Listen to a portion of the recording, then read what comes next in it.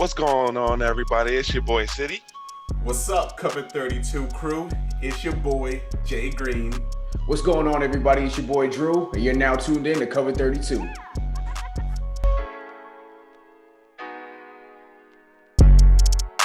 What is going on, everybody? How are we feeling? Cover 32, we are back in the building, and we are here to stay. We got Jordan, we got Sid, and we got Drew. What is going on, fellas? What's up? What's going on? What's going on? What's Jordan, going on? how you doing, bro? Me? Yeah, how you doing, bro? Man, I'm living the dream, yo. We back. C32 was back. We ain't leaving. Exactly. Nah, we're not leaving. Sid, how you feeling, bro? We good, man. We good over here. We ghosted y'all, but we back. What up? Yeah, we back. Don't worry. we know you missed us, so don't worry about it. Facts. Sid, I see you got your Steelers hat on tonight. I feel you. You feel me? That's to the death of me, baby. Exactly. I feel you. So, of course, you guys know we are big, huge football fans. It is just about to be Super Bowl time, and we are extremely excited for this matchup, Chiefs-Bucks. We're definitely going to get into that, of course. Give our picks, give all that stuff, anything we can talk about the Super Bowl. We'll start off with the playoffs in general. How did they pan out? What did you see? Anything that you took away from the 2021 playoffs? So, guys, the floor is yours. What's one of your biggest takeaways from this playoffs that we've seen? The Browns is not the Browns, man. I know my boy Juju said that, but to keep it a buck, it's time to really put some respect on the Browns' name. If you guys tuned in to earlier episodes during the fantasy draft, I said that the biggest deficit to that team would be OBJ. And as you see, once he got that crazy injury, hope he comes back strong next year. But the team kind of got better. They kind of had they were more cohesive.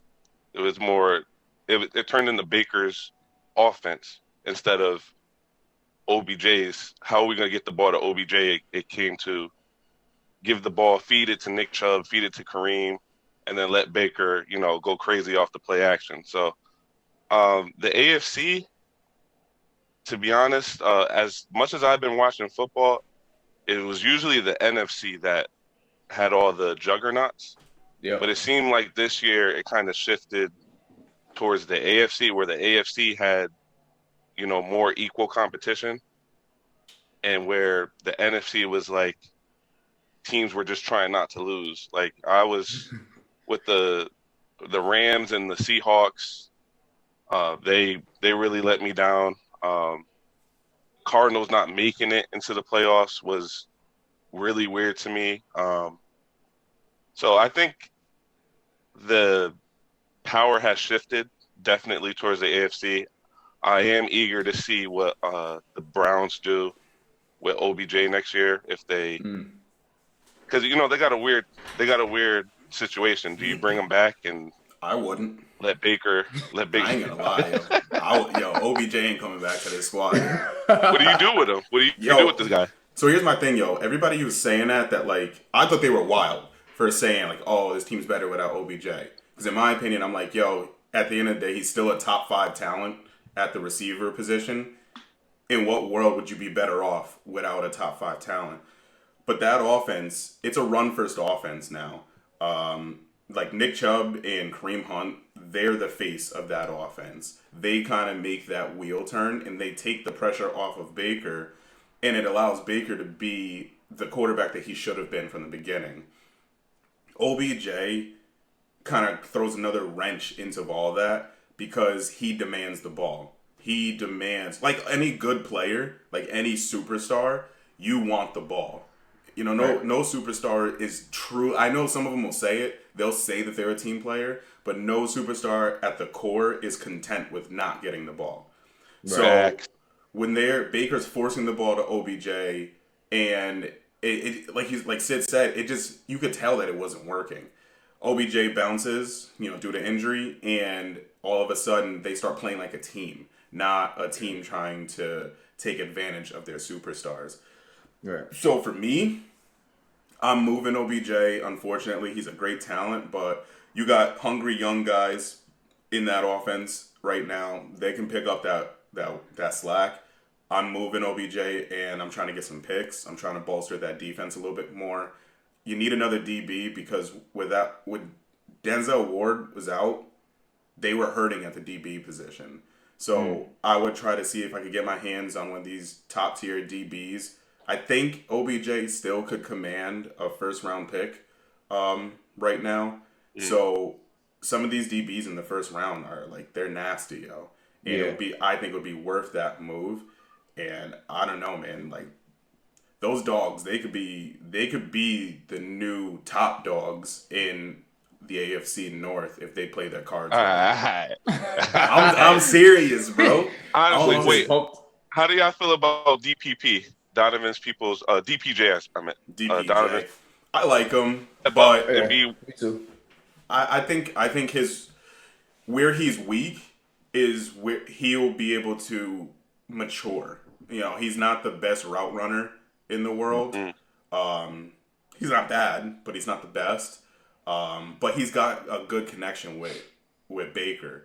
So that's something that could develop over time. You know, at the end of the day, he's got the size. You can't teach that. So I think he'll develop into a good receiver.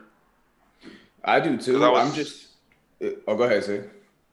No, I was just saying, because I was just thinking, like, to match up with the Chiefs, you kind of have to be firing on all cylinders. So I was just trying to think about that offense. If let's just say they did bring OBJ back. You got OBJ, Jarvis Landry, Alex Hooper, and then you go split back with Kareem Hunt and Nick Chubb. With that offensive line, I just don't see if he was to develop some type of chemistry with OBJ and OBJ was cool with not being with being the best person on the team but not acting like he was. Yeah. That offense would be almost impossible to stop. And that's why, in my opinion, I think the Browns should keep OBJ. Because I get what you guys like, especially with Jordan, you saying like you don't want anything to do with OBJ at this point. He gets hurt, and all of a sudden they wax the Steelers in the playoffs. Like, how does that? That doesn't. Okay, they waxed your boys. They did though. They did. They said like this with them. Wax on, wax off. But no, like I just think like with a talent like that, at some point it has to not matter, and you have to keep a player like that on your roster. I mean, I get it with a wide receiver, especially. Sometimes it don't work. They're too much of a headache, and you move on. But yeah, I just think that their team is good enough. The quarterback's good enough. They have the weapons at running back that if you insert OBJ, it's not like he didn't see what happened. He's probably thinking the same thing. Like, yo, I sit down, I get hurt, and the team looks like it does better without me. So at some point, you have to look at yourself as an athlete and be like, all right, maybe it was something I was doing. Maybe I need to change my mindset if I don't get the ball 10 snaps in a row, if I don't get the looks I want. I don't know.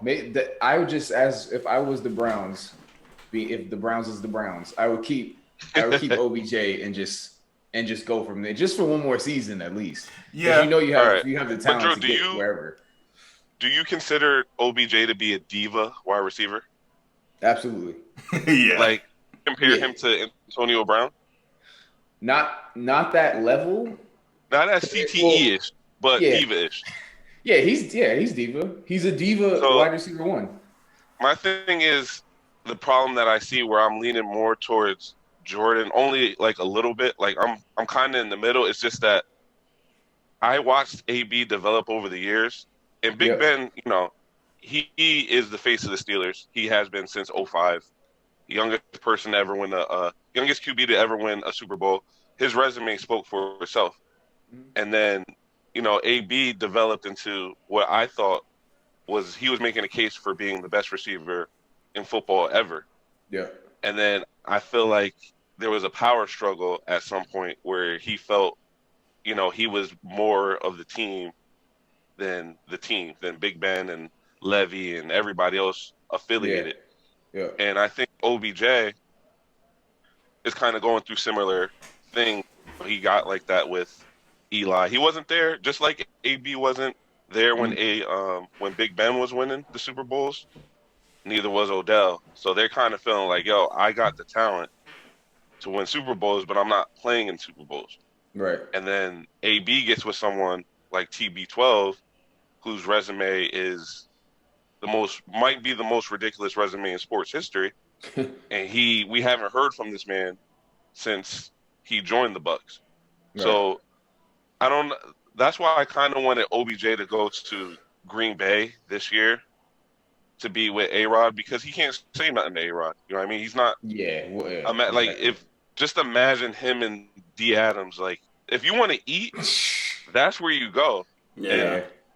And you got respect. He's gonna respect A-Rod. He's not gonna say nothing to him, but he can say stuff to Baker. He threw a pick that got his ACL torn in half. So it's like, that's the only reason I lean more towards Jordan's point of view, where you just see what you can get out of him right now before because AB, we allowed him to ruin his draft capital because he just started wilding. He just started doing dumb stuff all over the place.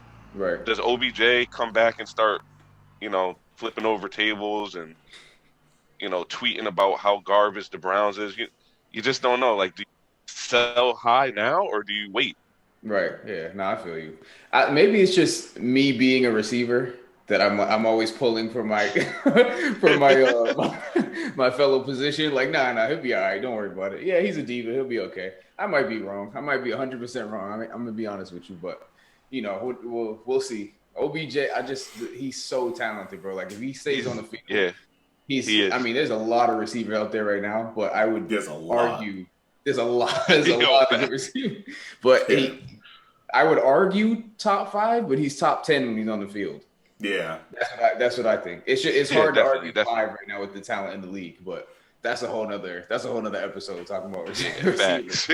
That's getting crazy. But another thing, deep.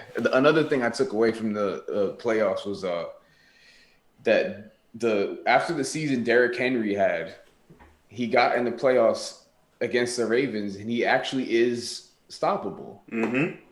To me, I didn't think, like, even with the Ravens being the defense that they were, I was like, okay, there's only a few running backs in NFL history that we've seen. One that can rush over 2,000 yards, and then 2 that are that big and just literally run over people.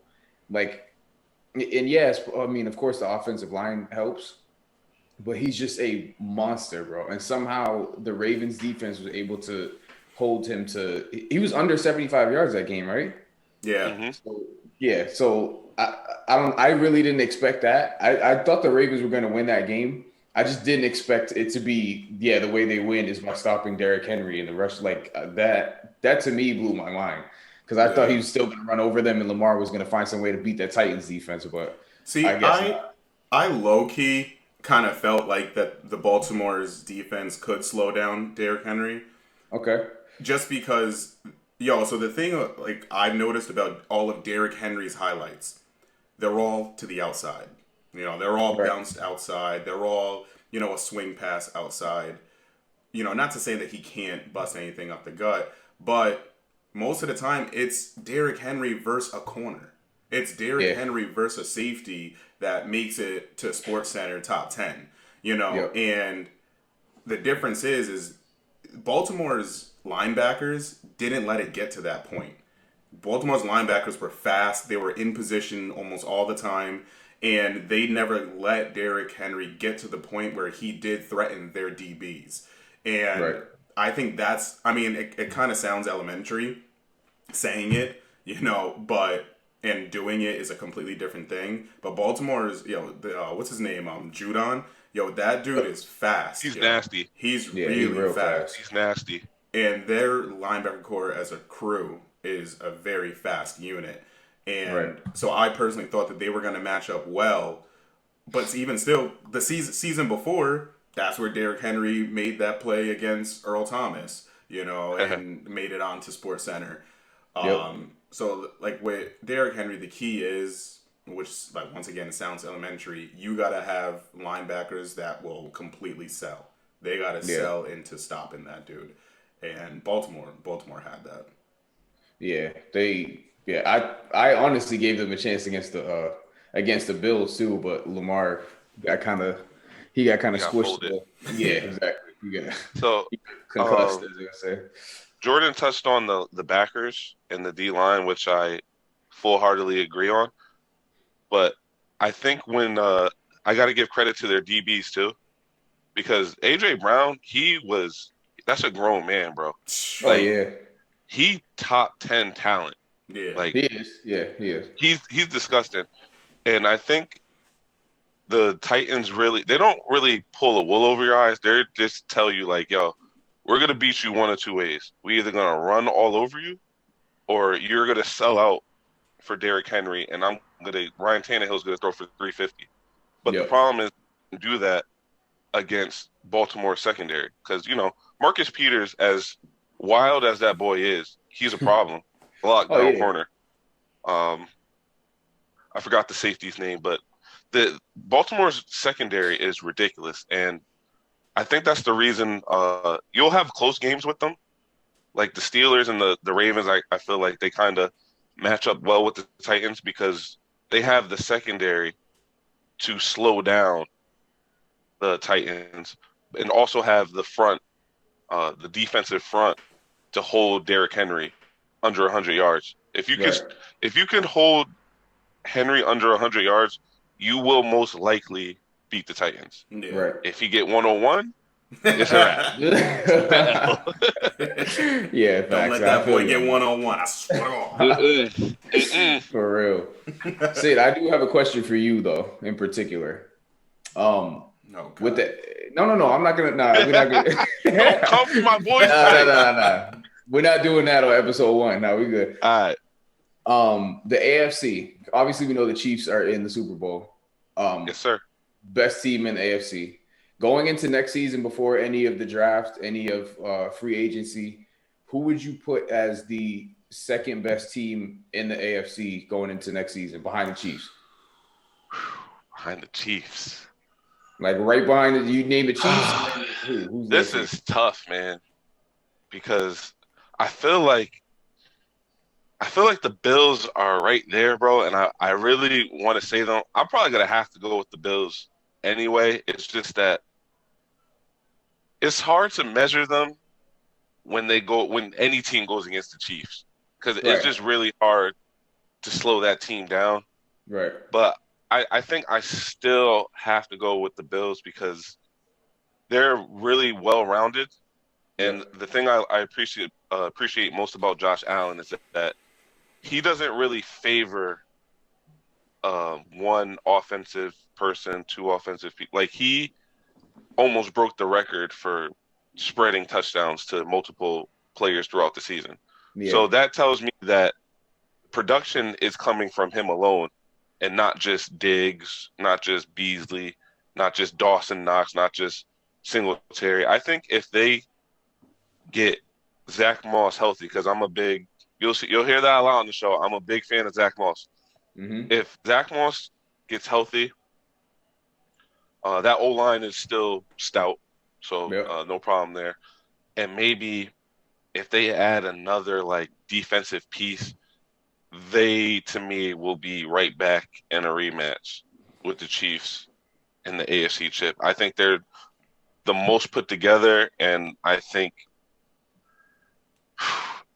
they add one more weapon, bro, on either side of the ball, and that Chiefs game looks a little bit different. But yeah, unanimously, it's got to still go to the Bills for me. Jordan, how you feel? You thinking of the Bills too? Yeah. I see. I'm a little split because, all right, my brain says the Bills because I think the Bills need the least amount of pieces next season to be good. Okay. If that makes any sense. Like the team that they are in right now going into next season, I think that's going to be the second best team in the AFC. It pains me to say this, but I could see the Steelers to actually taking that crown. Now, the only reason I say that is because I think the Steelers are like a piece away from getting back on track. Like a lot of what I think the Steelers' problem this year was the offensive play calling. The offensive play calling really with 3 receivers like that, like Juju was a true number 2 at one point. Chase Claypool came out of nowhere, and he's going to be, a really good big target. And Deontay Johnson, like, that's a complete receiver core. Right. The one thing that I think that they're missing is the reliable ground game. I think the Steelers were like 31st, if not 32nd. Yeah, it was bad. It was bad. So, like, you can't. No offense can thrive without a run game. As you can see, the Cleveland had kind of a pretty lackluster receiving game, but they were good because they had such a good rushing attack. Yeah. And so you can see the opposite in the Steelers. I think if the Steelers just go ahead and I would move on from James Conner. I think he served his purpose. He served his purpose, and I think you can go ahead with, I don't know, Sid, maybe you could tell me more about Anthony McFarland. Is he somebody that can take the chains? I've seen definitely like some spurts from him. He didn't get enough reps, definitely, but he definitely has game-changing attributes. Like speed, cuts is ridiculous. So that's my thing. I think the Steelers don't need to have a lead back. I think they can benefit from a running back by committee. But you need guys that any good running back by committee has 2 guys that do the same exact thing and 1 guy that's a good receiving back. If they could kind of figure that out, and because their defense is set, like that defense was top 3 this season and it wasn't even close. I think that if the Steelers can go ahead and solidify that ground game, figure it out, I think they beat the Bills in the playoffs. Talk dirty to me. Unfortunately. My brain, Steelers are trash, bro. Bills all day. Yeah, as soon as you say quarterback, like, never mind, Bills. Yo, if Juju stopped dancing, they number 1 in the AFC. If he started doing all this stuff, that was straight. Now, Jordan, I agree with you too. Honestly, bro, I really do love the Steelers. Spitting. Now, hold on. I do love the Steelers team. Like, in their receivers, like their team, other than like Jordan was saying, they're not great at the run right now for whatever reason. James Conner just ain't cutting it. So that's literally the only weakness. Their defense is nasty.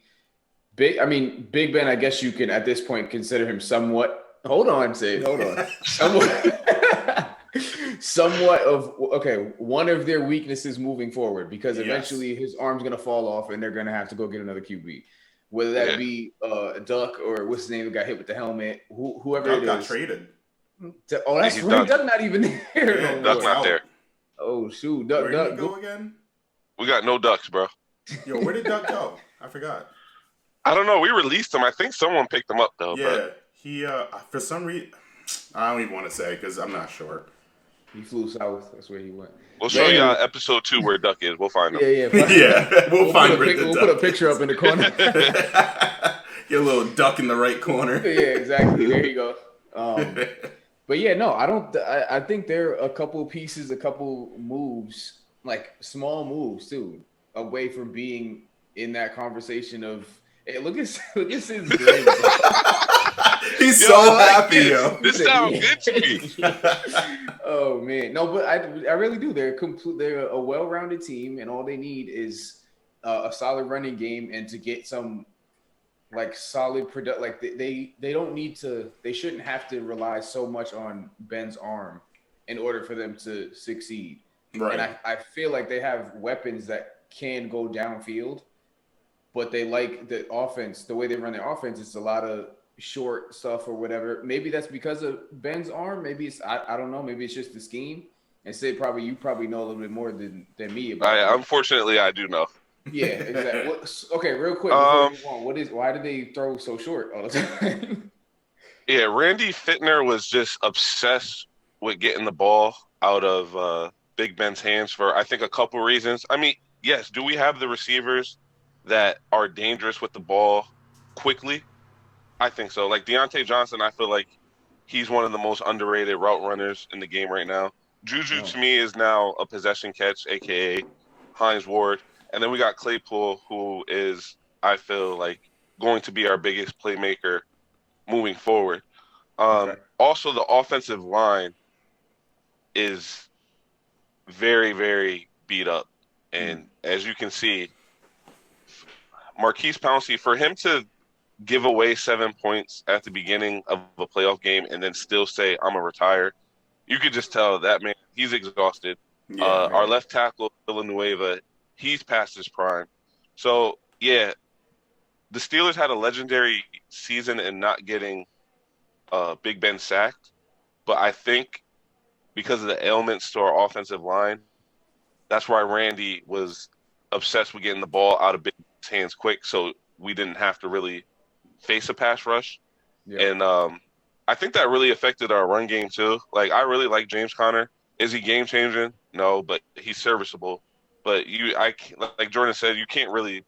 Unfortunately, you just can't bring him back. He didn't show enough to make it seem like if we add 2 offensive beasts, that you're going to be a 1,000-yard rusher. Right. So I think that O-line is of most importance because I like the running. I like Benny Snell and I like McFarland. Offensive line has to be our number one focus this year because we got the defense, Bud Dupree, Devin Bush coming back. Yeah. Offensive line, we need a revamp. Okay. So if y'all get all that fixed, then I will comfortably say you can take a trip to the AFC Championship and lose to the Chiefs. I will say that. Okay. Because I'll save my rebuttals for episode 2. We gotta run out of time. Because at this point, I don't see nobody beating the Chiefs in the next 3 years. I'll save that for next episode. We'll save it. All right, so let's move on. We gave Sid his 15 minutes of Steeler talk, and now so he's good. All right, 14 minutes too much. Okay. So obviously, there's a whole bunch going on right now in the off season that we haven't even scratched the surface of. It's 2 days before February. This is a week before the Super Bowl when we're recording this. And there are so many quarterback questions we got going on for this offseason. We'll start with the biggest one, of course, Deshaun Watson, the perennial, at this point, Pro Bowl quarterback, one of the best talents in the league, can pretty much do it all that you can ask for out of a quarterback right now. The situation is messy. Either of y'all could hit on this first. What can the Texans do anything to keep Deshaun Watson at this point? Because they're trying to hold and say we have no interest in trading him. Is there any is he going to be able to stay or is he completely gone? I think he's gone. Okay. Me too. I think for rumors to be out for so long and then he finally comes out and confirms that he wants a trade. Yeah. I don't know. I never see a player request a trade that is still down to stay. I don't see that, yo. That's true. If a player requests a trade, he done thought about all of the different scenarios that could happen if he stays, and he done said, all right, yeah, it's time to move on. Now, whether or not he moves on, that's up to if there's going to be a team that's willing to take that asking price. Because those have been some expensive asking prices that we've seen.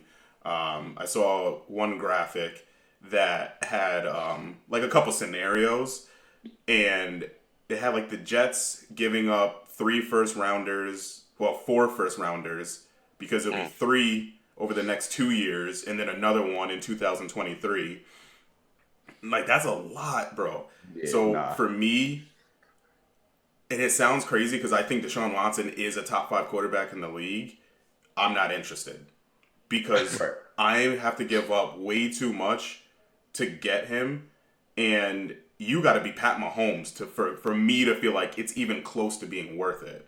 You know, and even then, it's kind of if I get Pat Mahomes, but I got nothing around him, what's our chances of having success? So it's a tough situation. I personally don't think that it's gonna end good for anyone. Oh, yeah. Yeah, like I feel like wherever Watson ends up, he's not really going to be thrilled about where he ends up either because they're going to No. be like, oh, you want to get traded? Yeah. Oh, you want to go somewhere? I bet. And then they're going to send him somewhere like stupid Yeah. that don't even like, then he's going to have to like fight in training camp for where he start. Like, it's not going to, I just feel like it's not going to end that great. No. But it just sucks because I really like Deshaun Watson. I used my QB1 on our big league for fantasy this year. And he did a whole bunch. It was one of his best statistical seasons with almost, I mean, granted, Will Fuller did play his the majority of his season before he started doing steroids again, but he didn't have like the weapons that you would expect would go with those QB numbers that he put up. If you get what I'm saying, like yeah, Brandon Cooks, yeah, he's a solid receiver, 1,000 yards a few times or whatever. But he's not. Yeah, I wouldn't consider him like, oh, he's an X factor on anybody's team at this point. Definitely not Randall Cobb and Will Fuller. When he is on the field, he's electric. I'm not gonna front, but like he did a lot with nothing. And David Johnson, who is not even 30 years old and runs like he's 50 at this point. Like I don't get it. I don't know that the Texans have just made such a mess of this. And having that caliber of QB, it's terrible to watch, bro. But I don't like. There's a couple options of teams he could go to, and we'll get into that in a second. But Sid, how do you don't see this ending well either, right?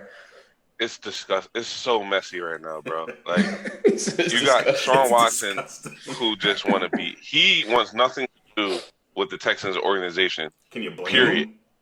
him? He want the jersey ripped off his back immediately, and the GM is now saying he has no interest in trading him. So now you got a big problem because all Deshaun Watson's going to do is ruin his draft stock or his his trade capital from now until the start of the season. If you don't give this man what he wants, he's going to start doing dumb stuff. Yep. People are going to be like, that's the first round pick gone. Now you're down to, you can get top dollar for this man right now. Yeah. Trade him while you can, and maybe in a couple years you can come up to the surface as a respectable franchise. Because right now you're the new Browns. You're the laughable. Yeah. You're trash. No one wants to play there. No one wants to coach there. Right. And what's like JJ to themselves. JJ Watt said he want to leave. He's too. out, like, bro. At this point for the Texans, it's just like, all right, you lost. So forget it. Give up. Yeah. You have to at this point. You have to let go of whoever wants to leave, and you rebuild. You screwed it up. Out of there. Like there's nothing you can do now. Just get what you can now before you get absolutely nothing. Look at Carolina. Like, yo, we saw all the moves that Carolina did last offseason, and I thought they were going to be the new Jets. They were actually competitive in a lot of their games because they let go of, they trimmed the fat, so to speak, and they picked up pieces for the team. I would do that if I was Houston. I'd let Deshaun walk for a lot cheaper than what they are asking right now because I think it's worth it. Get him out of there. So I think at the end of the day he will get traded, unless because I saw a meme earlier where they had Deshaun Watson's face on James Harden's body, and he had the gut and stuff, and they said this is gonna be Deshaun Watson if they don't trade him by the time September rolls around. That's a fact. For real though. You know what I saw that you guys can give me your opinion on what you think. I saw so instead of asking for the 3 first-round picks, what if Houston only took a first round and a second round out of this year's draft if they were to trade that with Jacksonville? So essentially, Houston gets Trevor Lawrence. Would you take Trevor Lawrence in a second-round pick for Deshaun Watson straight up? Yeah, I would. Because you need to make Houston somewhere where players would want to, like, it's almost worse than the Browns at this point. Because at least the Browns, they were known for recycling talent and wasting it. But Houston is almost disrespectful with the trades, the coaching, the trades, everything that's gone down with them over the last few years. it's a place that you wouldn't want to play for that has zero pride. Everyone, like D-Hop was happy to get out of there. J.J. Watt's on his way out. They fired their coach.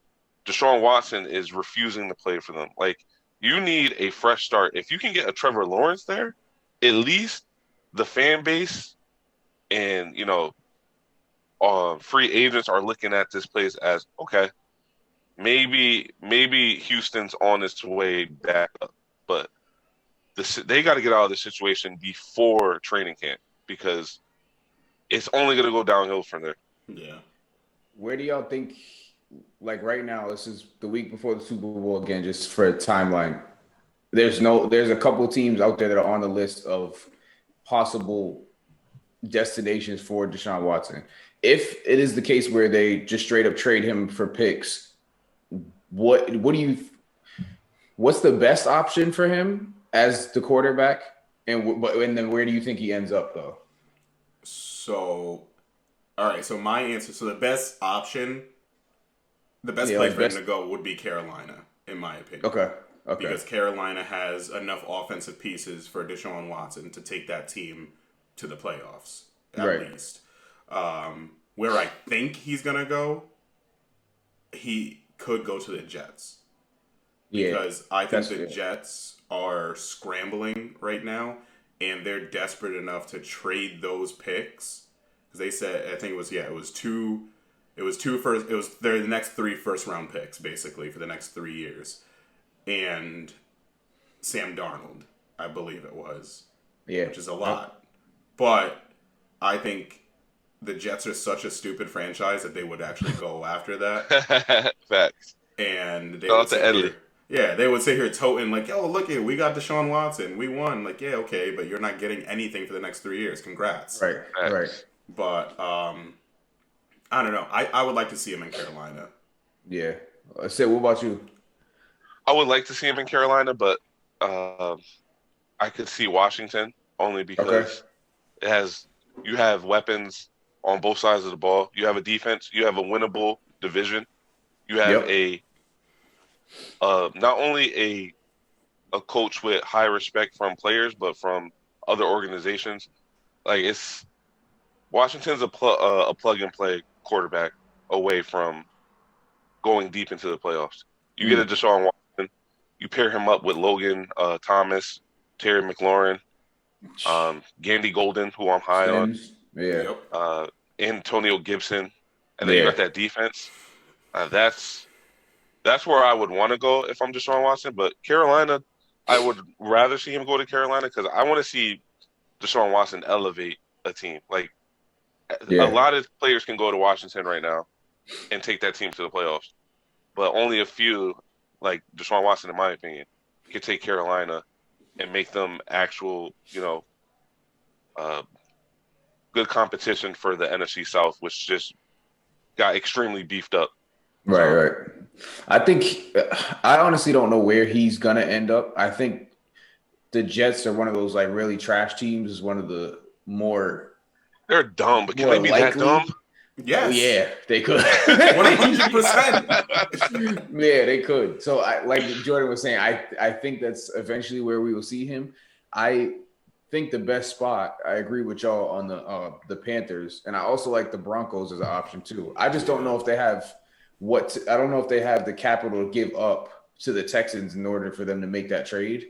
Yeah, like there's other deals out there that would be more enticing to the Texans to let him go to Denver, if you get what I'm saying. But Denver has weapons. They have a decent defense. They got some young in that defense, and their receiving core is nasty. So and they're young, just like Deshaun Watson is. So they take a couple years, and they'll be right in that conversation of powerhouses of the AFC, in my opinion. But that's a fact. But yeah, it's just messy, bro. But I do like Denver as a landing spot for him. But that's in a perfect world. I don't see that. I don't see that happening. But yeah, so just free Deshaun Watson, yo. We praying for you. Free my boy. All right, another guy, Detroit's very own Matthew Stafford, the gunslinging Matt Stafford. They have officially parted ways. There's no mincing words with them. They're just completely done. He is out there and ready to be traded or whatever. Where do you guys see him ending up in the landscape of the NFL once this free agency starts, or even before that, actually? I don't know. Yo, Matt Stafford's a little bit tougher, in my opinion, because he, as an older quarterback, you're gonna go somewhere where they think they can win now. Right. So they're talking places like you said, Denver. I think Denver. Sid said Washington. I can see both of those teams working out with Matt Stafford because they're both two teams that are just a piece, 2-3 pieces away from making really deep playoff runs. I don't think the Jets would be a good fit because they need a lot more than just Matt Stafford to become competitive. I think it's got to be someone who could win now. And I would like him to see in Washington, actually. Like, Washington would be, like, a really good fit for him. Yeah. I don't want to see him in Washington personally because but it would be like just, for him. It's that would be a good spot for him to play. Sid, where do you think he should go? Okay, so I read a report today. I'm actually interested in him going to the Rams because the Rams are actively trying to get rid of Jared Goff. I think Sean McVay's had enough, honestly, of being so like that defense. Top 3 can be top 1. Like that defense is crazy. They got Robert Woods, Cooper Kupp, Tyler Higbee, Everett, and now they got a stud in Cam Akers, who I'm going to be really high on next season. Yep. So right now they're looking for and Matt Stafford actually he wants to get traded to the Rams. Obviously, we know Jalen Ramsey wants. One thing I will say about Jalen Ramsey, I normally don't like him or take his side. He's never really had a quarterback that he does his part. I'll give him that. Like he holds it down on his side of the ball. He's dealt with Blake Bortles. He's dealt with now. He's gotten the worst Jared Goff we've seen since he's been, like top tier. Like we haven't seen Super Bowl Jared Goff in a while. As soon as Jalen Ramsey gets there, now we're getting subpar Jared Goff. So I would like to see the Rams defense paired with someone as talented as Matthew Stafford. So right now it looks like the Rams and the Lions are in love with each other. We'll see if that pans out. I would like to see that though. Yeah, I feel you. What do y'all feel about him going to the Patriots? For him, for me, I feel like that's a lateral move or not. I think it's less. No, not a lateral. Yeah. I think it's less than lateral, bro. What's there? What is in? I'm sorry, bro. What's in New England right now? Just Bill. That might be less. That might be less. And all we've seen this season is that maybe it was Tom this whole time. Maybe it was Tom that got those 6 rings. I don't know. That's a discussion for another time. But New England is a very unattractive place for me right now. Yeah. Brady made them look like. I mean, no, not made them look like. He made them what they are at this point, clearly, as we can see. Yeah. And don't get me wrong, like Cam being in there, which actually, let's just talk about Cam right now and the Patriots. Let's just roll this right on.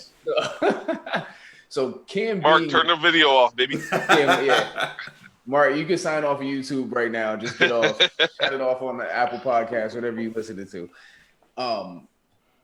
I thought Cam was going to go there and at the very least, get them into a wild card spot and be a respectable Patriots team. Then COVID comes and it's knocking down players, taking them out. They don't want to play the season, blah, blah, blah. Then we get to the actual gameplay. And the first two weeks, I was like, okay, they might be able to make this. You know, they took Seahawks down to the final play. They're playing competitive. And then all of a sudden, Cam Newton's arm turns into one of those pool noodles that you like swing around and hit people. Oh, man. What the heck happened? He threw, 6 touchdowns? And as a quarterback, some ugly like that. Yeah, you can't just throw 6 touchdowns and call yourself a quarterback, bro. 6 touchdowns, bro. 6. 6? Like that's terrible. So Come on, bro. we're at this point, most of us can assume that they are not going to continue their relationship with Cam Newton as their starting quarterback. Oh, duh. Where Let me go. Ask this question. Okay, I'm gonna go ahead, Sid. Where does Cam Newton go at this point in his career? Eesh.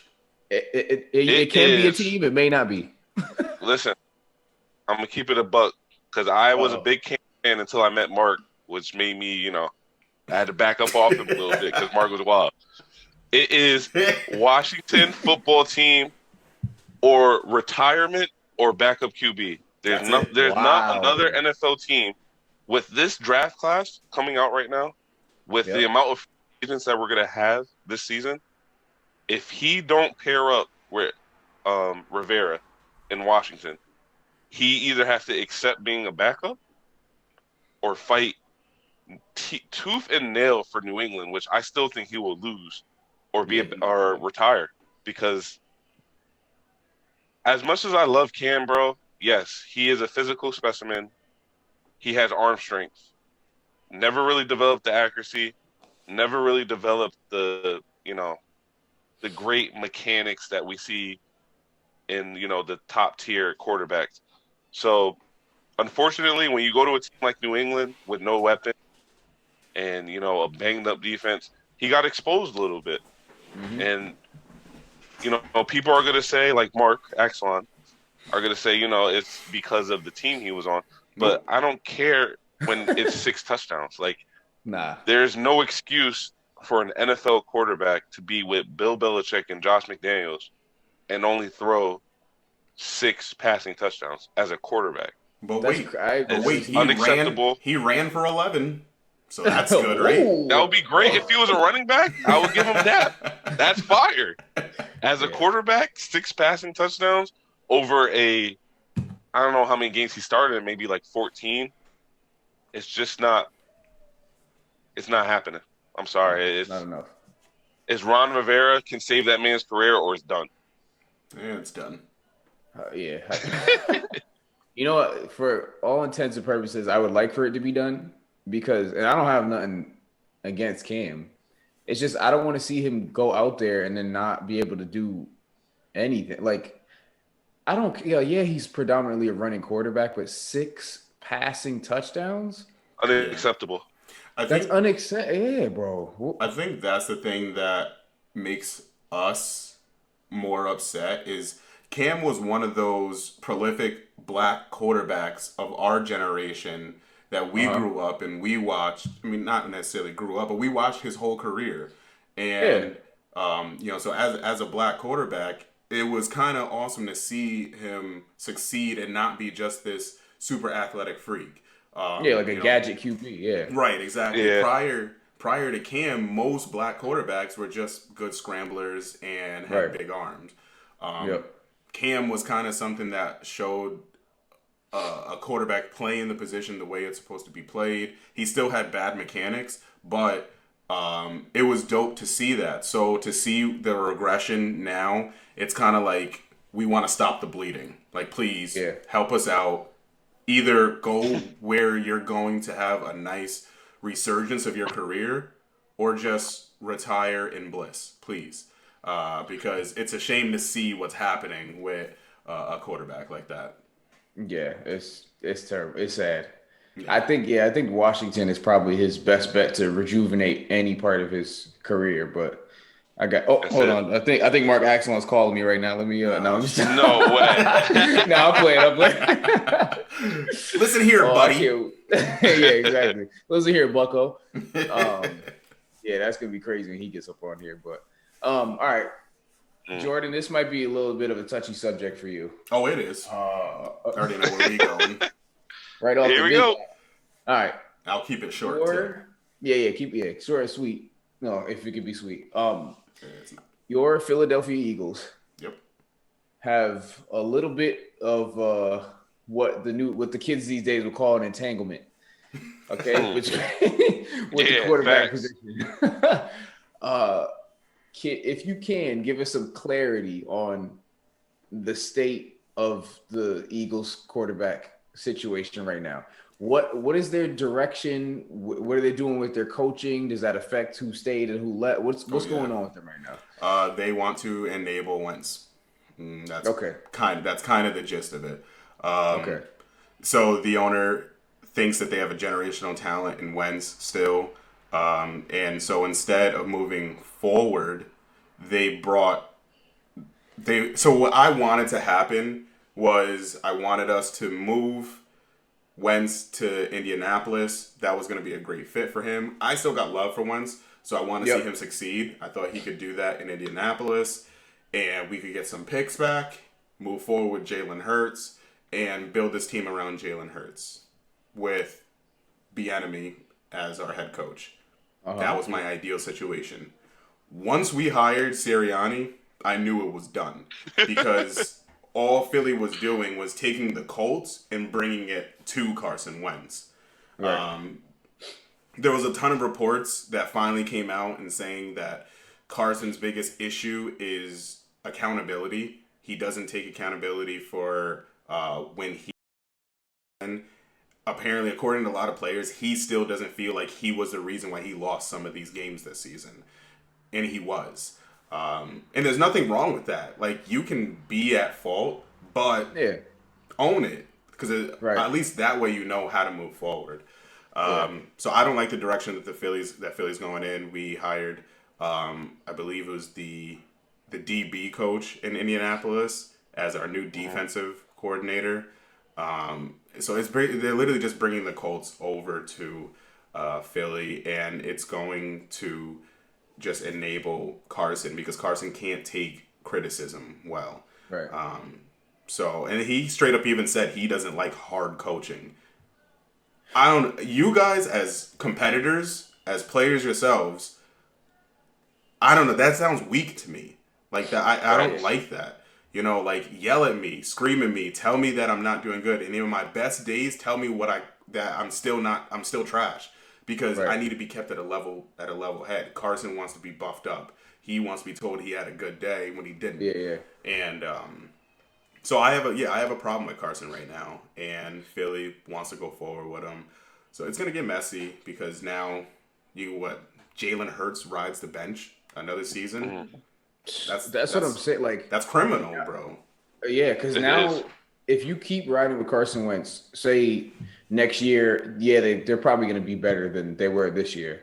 But even if they're not, like first of all, you're wasting Jalen Hurts on the bench. And then eventually he's going to get frustrated and want to go. Like now you're going to have to move him at some point to try to get.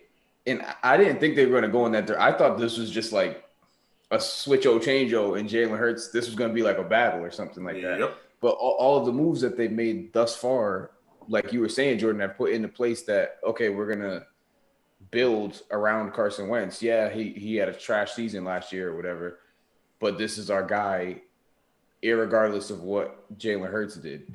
Yeah. And I just think I wouldn't do that because I really like he played 6-7 games or something like that. Yeah. But I don't know. I like the way he plays. So it's like they put themselves in a weird. They're putting all their chips into like sliding it all across the table for Carson Wentz, and it scares me a little bit. See, for me, it has less to do with my belief in Jalen Hurts than just maximizing your opportunity that's in front of you.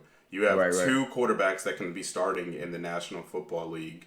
You don't need both of them. You can turn one of them into picks, primarily Carson Wentz.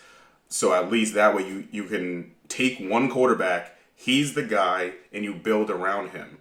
Yeah. I don't want to do another season of, this guy gets to start. Oh, he's starting to play CAD. Well, this guy gets to start. Yeah. You can't do that with a quarterback because he needs rhythm and he needs confidence to be able to perform at his best. Yeah, and I agree. Sid, you got anything to add to the Eagles? How you feel about? Yeah, man. I got something for these Sheagles real quick, bro. Let's keep it a buck. Let's keep it a buck. Carson Wentz hasn't been the same since Nick Foles took over and won that Super Bowl. His psyche was destroyed. All right, I'll fight. And the reason I like Doug Peterson is because Doug Peterson is kind of like, I don't want to say he's like Sean McVay where he's gonna hide his quarterback's flaws, but he's gonna work with you. And they went full steam ahead with Carson Wentz. They gave him the platform. They gave him the team. He didn't do anything with it. So Doug Peterson, who bought Philly its first Super Bowl, which they seem to forget, made a decision that he felt was best for the team now and for the future. And he kind of got, stones tossed at him from all the wrong places. And I feel like Jalen Hurts, you could just see the difference if you watch football this year when Jalen Hurts was at the helm at quarterback than when Carson Wentz. Jalen Hurts looks like the Philadelphia Eagles was trying to win, where Carson Wentz, when he played, was trying his hardest not to lose. Right. So I feel like we're going to talk about draft capital and trade capital again. You have Carson Wentz, who honestly needs a fresh start, in my opinion. You got the Philadelphia Eagles, who need a fresh start, and then you got Carson Wentz. So you can make everybody win here and trade Carson to maybe the Colts, which would be a great start for him, and have Jalen Hurts do his thing next year. But now they're going to turn this into a big messy pile of poo, and we're gonna have issues from training camp on. And now Carson Wentz is gonna have to play again with someone breathing down his neck, just like when he had Nick Foles, breathing a Super Bowl champion, Super Bowl MVP. You lose a game, and you're like, dang, like there's a Super Bowl MVP in my locker room. Yeah. Now you got Jalen Hurts, who he balled out this season when Carson couldn't. Every time they lose a game, every time Carson throws a pick, what do you think he's going to think about? The Eagles are no longer his team. He needs to move on. Yeah, bro. It's just. And I don't. Go ahead, Jay. I don't think this is I don't think this is to say that Carson will be trash next season. I think Carson still has a ton left in the tank. Yeah. I think this is a bad move, a bad business move. This is a bad move for the team in general. The team itself has moved on from Carson, but management hasn't. And that's where a little bit of a divide is beginning. Yeah, bro. I'm a Cowboys fan, bro, so this is... At least your quarterback just got hurt. yeah, exactly. That's all he did was get hurt. He was playing great and got hurt, and that's all that happened. All right, real quick, I just want to hit on a couple more off-season things before we get to the Super Bowl coverage. Some quick hitters. Some quick hitters. Saints QB situation. We all saw how sad Drew Brees was leaving I'm not gonna fry. I was sad too. Yeah, that was tragic. Yeah, that was tough. That was tough to watch, bro. He looked back at the stadium like this. That's all. Like, don't do that, Drew. Yeah, I said, chill, Drew, chill. I said, Andrew, don't do that. But obviously, dude has a fantastic career. Yeah, it's gonna be a knock on him that he only got two and only one Super Bowl, but great career statistically. I don't got nothing bad to say other than him talking about the, whatever he was doing with the BLM and all that stuff. He got a little backlash on. Chill. He should have said, But don't touch it. No, Drew. But other than that, bro, obviously that's something minor. But yeah, great career for that dude. What do they do now with Drew Brees most likely retiring at this point? I think my boy Sid will agree with me. It's time for the Winston show. I'm sorry, bro. I think it's time, man. Like, Winston, he's not efficient, all right? No. But you can't sit here and tell me that Taysom Hill is a better quarterback than Jameis Winston. He might be the better runner, which is surprising. But you cannot convince me that Taysom Hill will give you a better opportunity to put points on the board than Jameis Winston. Yeah, I agree. But either way, go ahead. Back to like that trade capital. Who do you think you're going to get more trade capital with? Taysom Hill, who you don't know enough about, right now who, someone, a franchise could look at and say, maybe this guy can develop into the next guy. Mm-hmm. Or Jameis Winston, who has 5 years of tape that isn't so great. Maybe we don't want to take a chance on him. I would trade Taysom. And Sean Payton, let's keep it a buck. I mean, the dude makes winners. Anyone who starts for him wins, period. Drew Brees, Teddy Bridgewater, Taysom Hill. Yeah. I think he can – if someone's going to coach Jameis Winston and make him into a winner, I think he's landed in a very great spot. I think the Saints are in a very good spot to move on from if they trade Taysom and keep Jameis. Right. And I think New Orleans is a great place for a quarterback. A place that, New Orleans, in my opinion, I said it. Someone said that I was crazy for saying. I still think that New Orleans is a run first offense.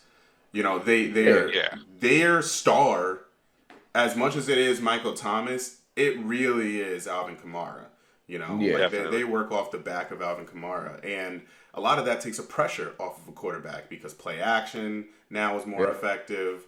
A lot of RPOs are more effective if you have a good run game. So I think this is a place where Jameis Winston can start working through his weaknesses, and this offense will cover over some of those weaknesses.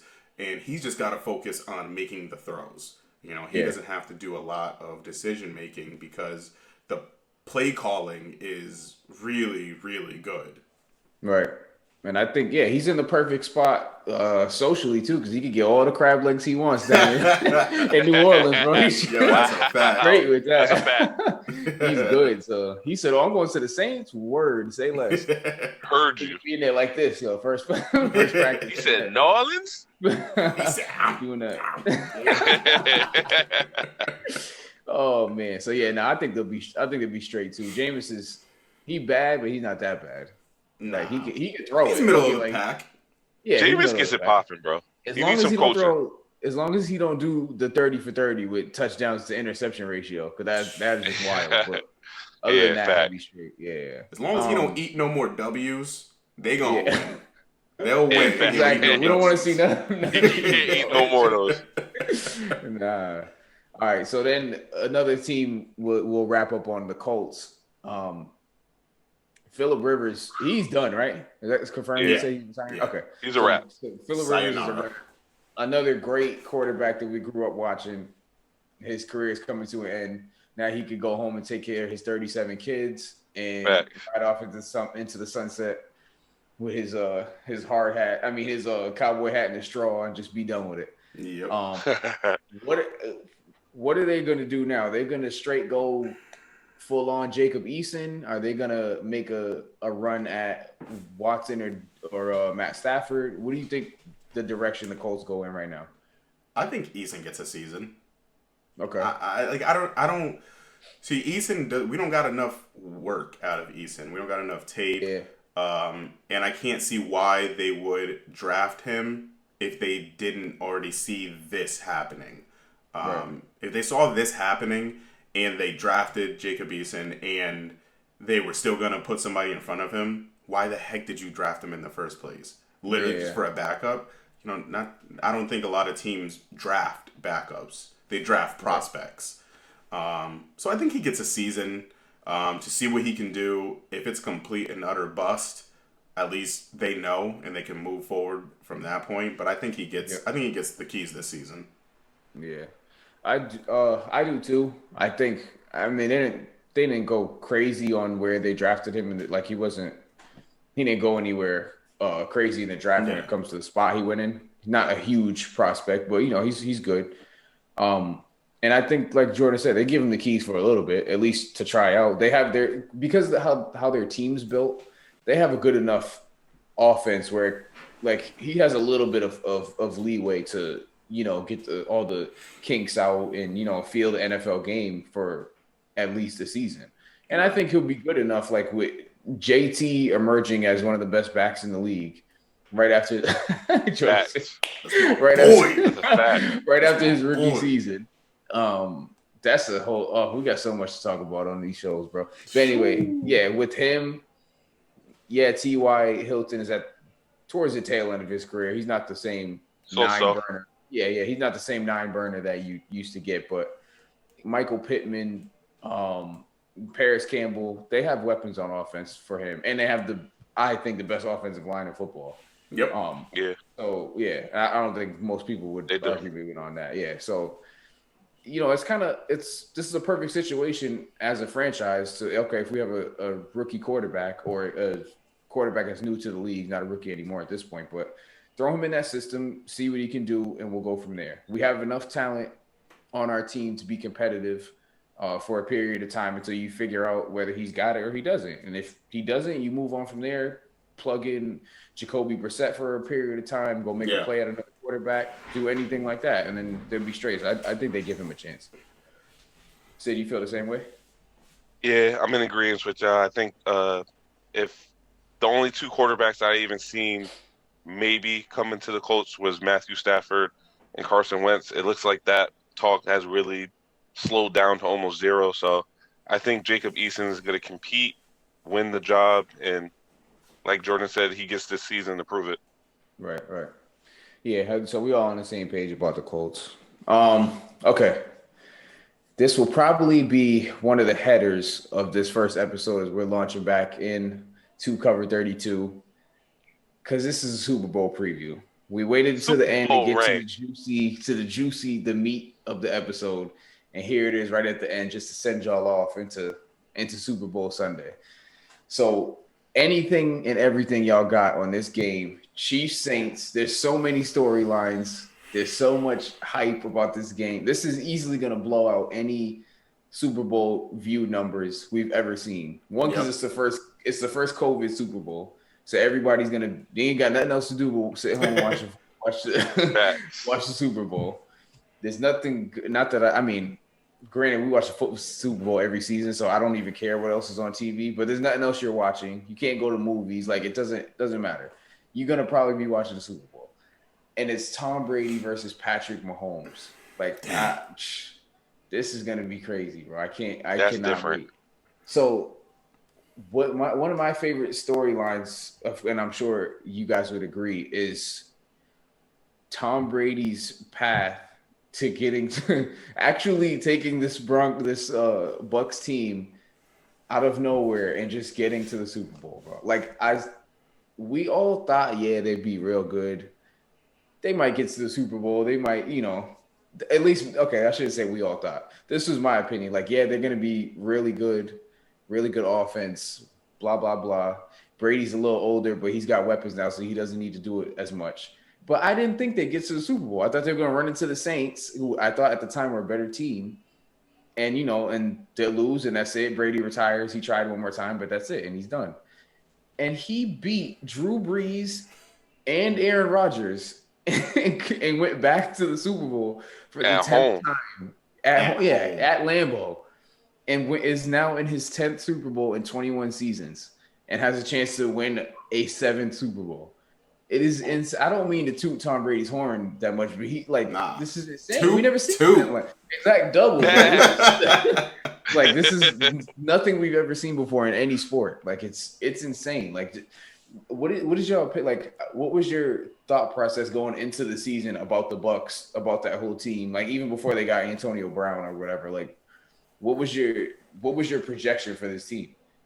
So if you listened to the original Cover 32, you would have heard me and Sid were both very high on Tampa Bay. I really did think that they were going to be a powerhouse team, and then I kind of drew back a little bit on those takes when the season started, because they looked good, but they looked out of sync. They didn't look together. They didn't look like a team. And I remember early storylines in this season, you saw Brady yelling at his teammates, and people thought that was the worst thing ever. Like, you obviously never played sports, because if you have never got yelled at, then you probably just didn't succeed. I'm not going to lie to you. Yeah. So seeing that and, like, all the headlines and everything, and a lot of, like, they took a couple L's that they shouldn't have taken. So it looked a little bit rocky. They started hitting their stride late regular season, and they started shaping up, and then they hit postseason, and Tom is GOAT Tom, bro. I don't care. 3 picks in this Lambeau game, and he still felt like the GOAT. He still got it done. This is a legendary game, in my opinion, because the story, like we were saying, there's so many storylines there.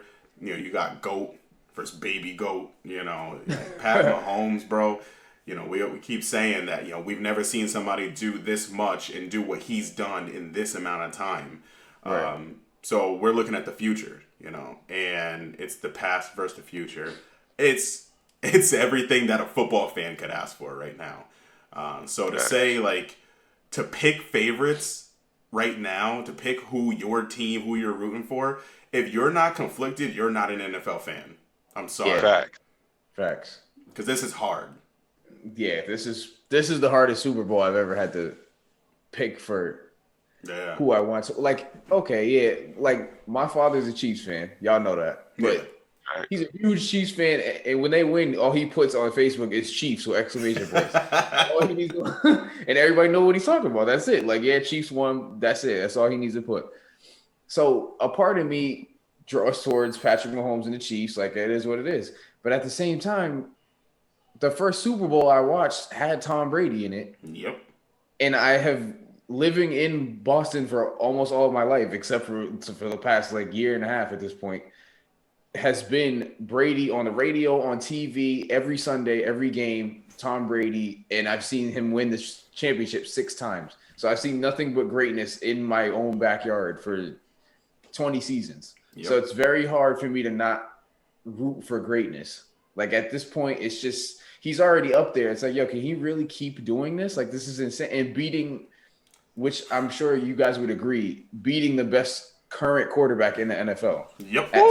At 43, he's going to beat the best quarterback in the league right now. And I low-key am rooting for that. That would be dope to see him raise the Lombardi for a 7th time on a different team, bro. It's crazy. So how are you feeling about what are you most excited for, bro? I'm just excited, bro, to see how Tom Brady, he's pretty much beat the odds since he was in Michigan up until being 43 and taking a team that held no business being in the Super Bowl, straight to the Super Bowl. And now he got that team believing that Patrick Mahomes is under him. And that's the best part about the Super Bowl is both teams think they have the GOAT on their squad. So both teams are going to play like they have the GOAT. Tyreek Hill, we already know. That's my GOAT. Pat Mahomes is GOAT. Yeah. JPP, Sue, Devin White, Godwin, AB, TB12 is their GOAT. So it's I don't think you've ever really seen these type of juggernauts in the same Super Bowl at the this might be the first time in sports that something like this has ever transpired, and I can't stop thinking about it. I don't know. I don't know who's gonna win. I don't know who's gonna guard Kelsey. Yeah. Is JPP gonna get a pick 6? I don't know, but it can happen. So it's I'm so excited. I don't even know if you can't rip me away from that TV next Sunday, bro. No, I ain't going nowhere. I'm gonna have to. Somebody gotta be there fetching beers and stuff, right? It's gonna be different. You gotta send the kids out. Getting fanned and everything, bro. And we have seen a preview of this match. It's not like this is the first time Brady and Mahomes are going against each other. But if it's anything close to 2018's AFC Championship game that went into overtime at Arrowhead and Brady and Gronk set each other up to win the Super Bowl pretty much. And they're back. Those two are back. That's crazy, bro. It's insane, bro. So, yeah, I'm super excited for the Super Bowl, bro. But, of course, if you're watching this, you're probably thinking, all right, these dudes talk football all the time. What are our picks? Because at the end of the day, we gotta make game picks, bro.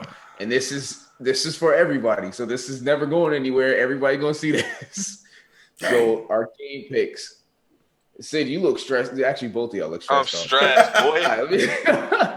Let me I'll go first. I'll give y'all time to unless you already got the pick. But I got the pick, man. this is gonna be okay. Okay. I don't like it either. I don't like the pick. All right, so this is gonna be a very high scoring game, I believe. Chiefs don't have a great defense. Any team that Brady's on has at least above average offense. And this one has weapons. So he's got the offense laid down. However, the Bucs, last time that they played, could not stop Tyreek Hill or any part of the Chiefs offense. The game was close, but the game doesn't indicate what it looked like on the field during the game all the way up till the Bucs started coming back or whatever. With all that being said, GOAT versus baby GOAT. I'm going to choose the Chiefs to win the Super Bowl over the Bucs. 37-33 as the final. So Chiefs 37, Bucs 33. Patrick Mahomes gets his second ring in 3 years. Brady comes back and tries again for another season. Now y'all could go. Mine's out there and it's on record. I'm picking the Chiefs by 4 in the Super Bowl. Jay, what you want to do? You want me to go or you want to go? I got you. Because you were more emotional than I am. Facts. So I know this one hurts you even more. All right, so let me preface this. Okay. Ever since New England beat my Eagles in 2004? Mm-hmm. Yes. I've hated GOAT Brady. I've hated him. I personally, I got sick of him. Never believed in him.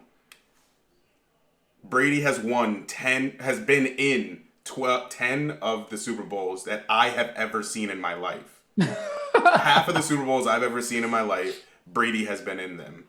Yep. And so 20 years of watching football has taught me one thing, and that is to never bet against Brady. So I got to pick the Bucs beating the Saints 38-31. What about the Chiefs? Wait, did I say the Saints? Yeah. I'm tripping. That's how unsure you are. Drew did that too, though. Drew did that too. I got him beating the Chiefs 38-31. And that is solely off of I'm just believing in him for once. Okay. So yeah, Bucs Chiefs. If I said Saints, my fault. Hey, I'm the tiebreaker? Sid too sick. Tiebreaker. Wow. All right, so I've been going over this in my head nonstop, and I'm probably going to keep changing it.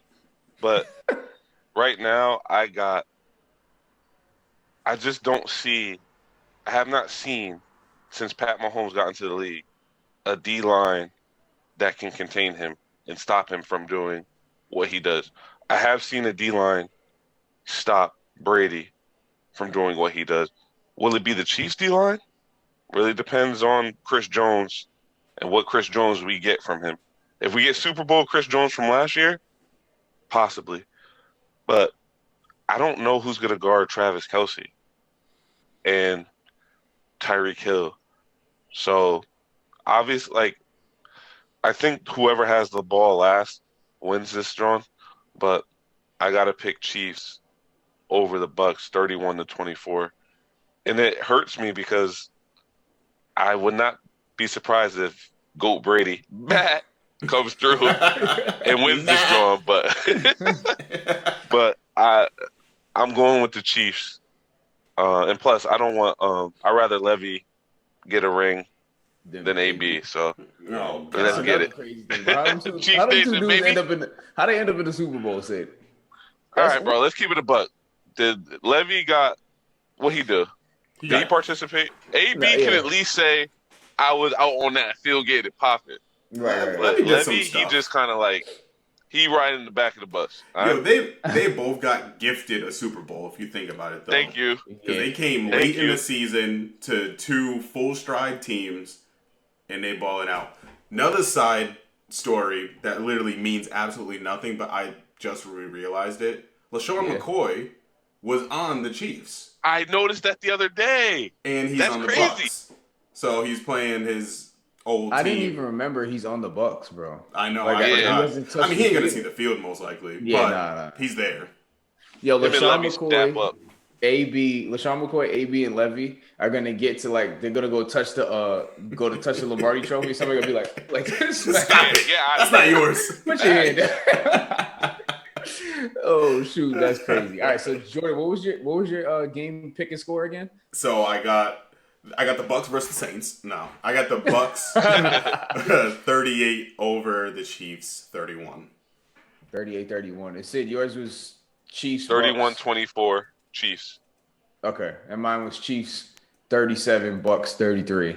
Yeah, in a close one. And we got any overtime out of either of them or no? Out of either of them? They put. I don't think so. It's going to be a touchdown difference though. There's going to be it's not going to be a field goal. It's going to be a touchdown. Yeah, gotcha. It's going to be listen, it's going to be crazy, man. Well, we'll see, bro. It's going to be crazy.